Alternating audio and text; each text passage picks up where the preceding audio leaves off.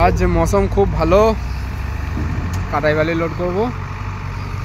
এই আমার ভাই লোড করছে, আমাদের গ্রামের ছেলে। এই লোড বালিটা হেভি বালি, হেভি দারুণ বালি আছে।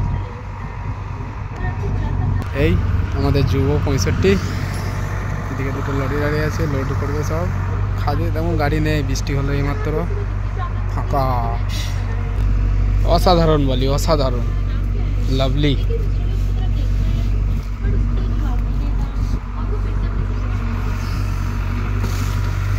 বাপরে বাপ।